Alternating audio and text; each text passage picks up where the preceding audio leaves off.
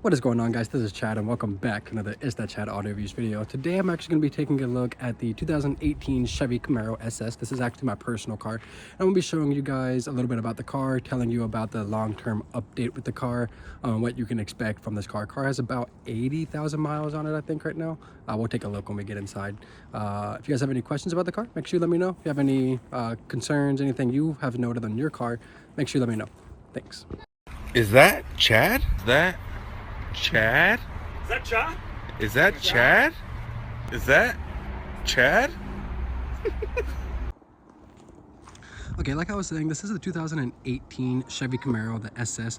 This is the last year model that they had the 8-speed automatic transmission. After this, for the 2019, they went to the 10-speed transmission. They had some problems with this 8-speed, like a little jerky from what I heard. However, I actually haven't had any issues with mine. I only had one issue with it, I believe it's the transmission, and that's when the car is cold and I start it only the first start of the day. Whenever I first go to leave, whenever it shifts out of first into second, it's a super rough shift. Other than that, I've had zero issues with the transmission with this 8-speed. Let me know in the comments if you've had any issues with yours. I know a lot of people have, or if you upgraded from the 8-speed and got a 2019 and newer and went with the 10-speed. Going on around, you see I actually have a couple little things on mine. I added the clear markers here, which do turn yellow whenever they turn on. And then of course the back one is also clear but turns red when it turns on. Now this is going to be a 6.2 liter V8. This comes in all of the SS's, whether you're looking from the at least 2016 all the way through to until they discontinued.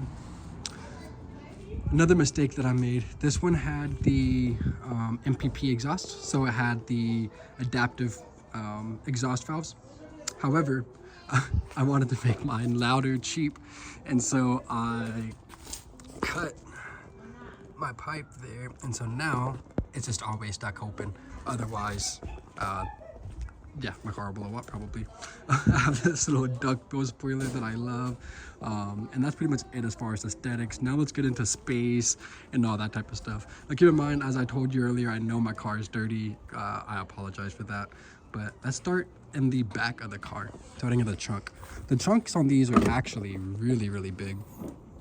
You have a ton of space in here.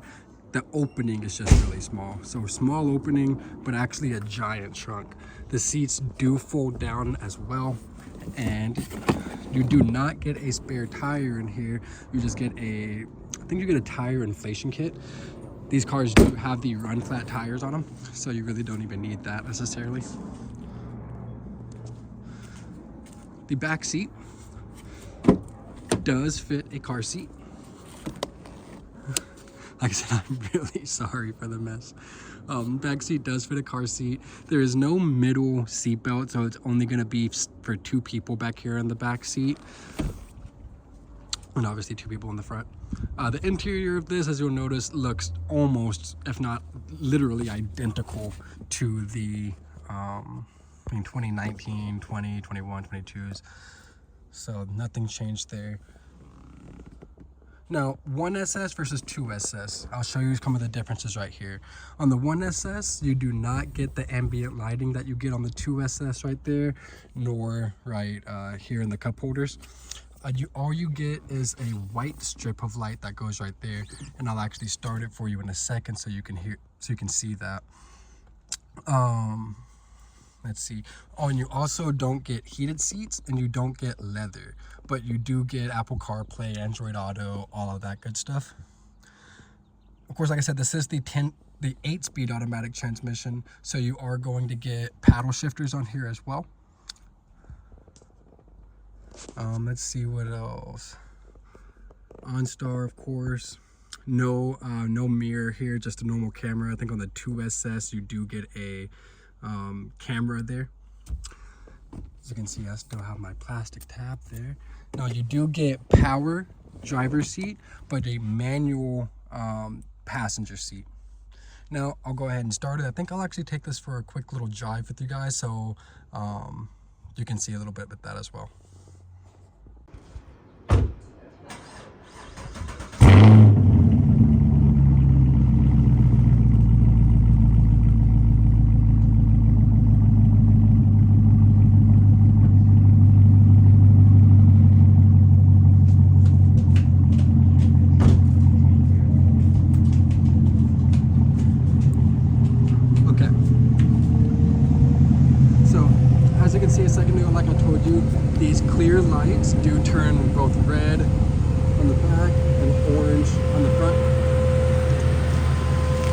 SSs, of course, have the light right here that goes diagonal.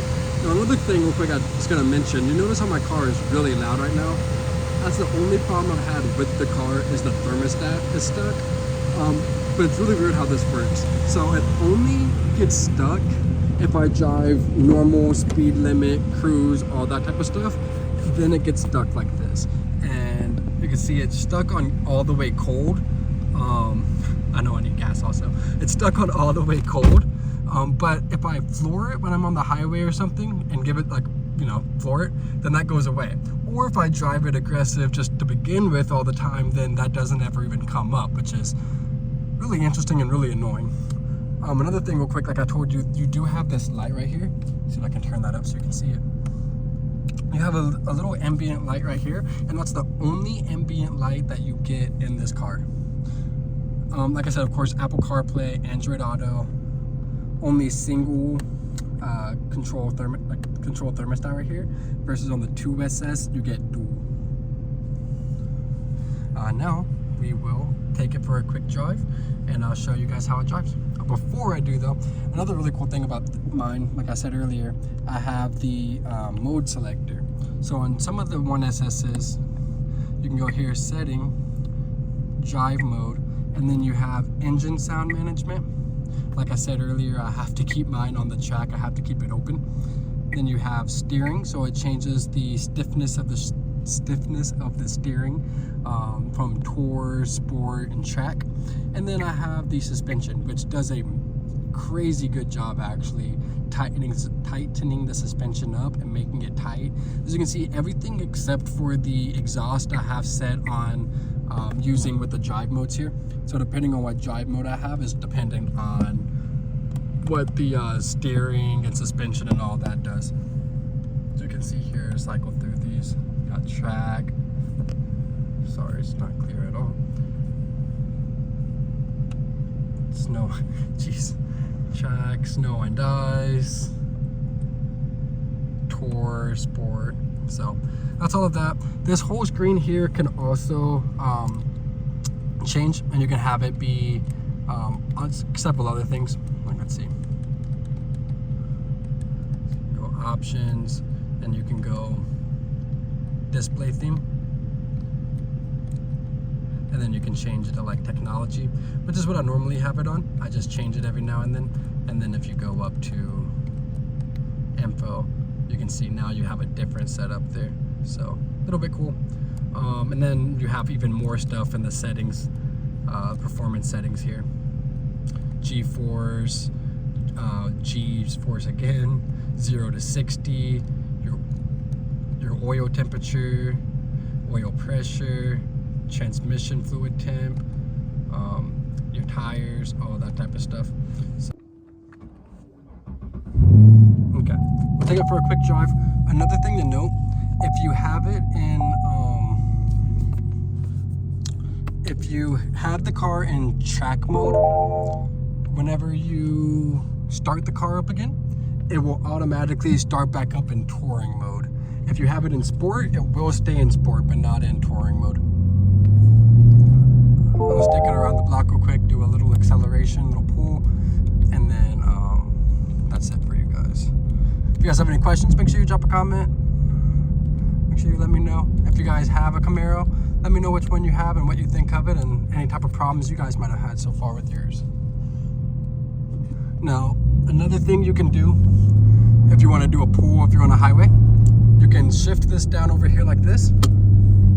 Then you hold this, you hold your down pad there, and it shifts you to the lowest gear that you can be in, and then you can just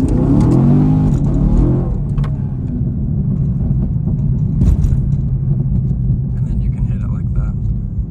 But I'll do one little pull here, and then we'll call it a video. Once again, thanks you guys so much for watching another It's That Chad Auto Reviews video. Right now I am primarily doing Hondas, but if you have a different brand or manufacturer you'd like to see me do, just drop a comment and let me know. Okay, let's see.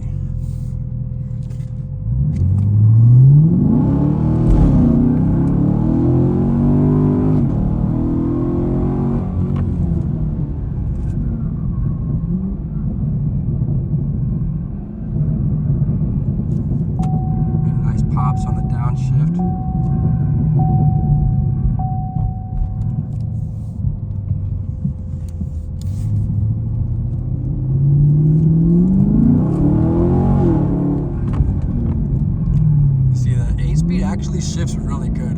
I've actually, like I said, I haven't had very many problems with this thing shifting at all.